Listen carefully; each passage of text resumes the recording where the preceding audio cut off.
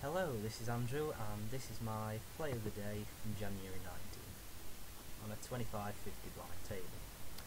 So here we start off with a pair of 10s. This is a great start and I want to make sure I take advantage of it straight away. So with the amount of players on the board, I think it's worth a reasonably strong bet here.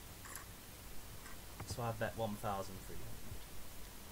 It's important with these hands, it's important to show strength on every turn. So let's see what everyone else did. 3 people call. Now we head to the flop. We hit 2 9s and a 3. Now this may not look promising at the moment, but a pair of 10s and a pair of 9s is still a pretty good hand, providing that someone hasn't got a 9, obviously. I mean, when people go bet hard here on the flop, it's not entirely obvious that they've got another 9. They might just have a decent pocket pair. So they might not have a 9 all of the time, or whatever card it is in that instance. Obviously, that's an important tip there. Just because someone's bet hard with these sort of cards here doesn't mean they've got the extra 9 in this instance. So everyone else checks behind. There's a tip for you here. There's no real reason to let them check behind here. I mean, letting them check behind is just giving the hand away, really. So it's important to keep betting consistently strong to make sure they are staying in the hand for a reason. So I've bet even stronger there. I've bet 2,100. So pretty much half the pot size. So again, just showing it's important to show strength on every part of the turn. So you're not giving the hand away there, and everyone else calls. So we hit another 9 here on the turn.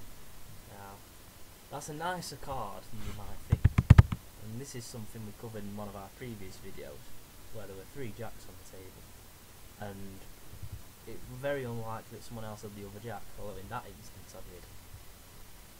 In this instance, it's not entirely possible that someone else has got the other 9. So with a pair of 10s here, I'm feeling pretty strong about my hand.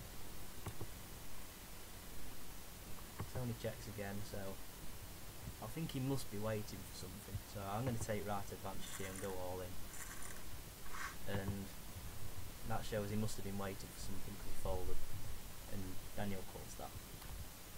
So hitting an 8 on the river, there's nothing wrong with that because my pair of 10s is still higher.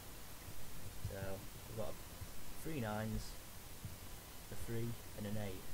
So my pair of 10s make this a full house, 10 over 9. So unless someone else has got another 9 or a pocket pair that's higher, which I don't think is looking too likely, then I think I'm going to take the hand here. And turns out I do take the hand. We don't see what Daniel had, which is, well, I really wanted to see what he had, to be honest, but see what Rain's got here. He's got a 6 and a 3. Now I personally would have folded on the flop if I'd come up against someone who was betting that much on the flop. I would have folded with that kind of hand. The only real card that could really save you there is a 3, giving you a full house, 9s over 3s, and then you've still got to hope that someone else hasn't got a 9 anyway. So it's a tricky one to call, but personally I would have folded that one, and I ended up taking the hand there anyway. Anyway, I'd love to hear your comments on how you would have played it, see if you would have played it any differently. I would have loved to see your feedback and comments on what you would have done.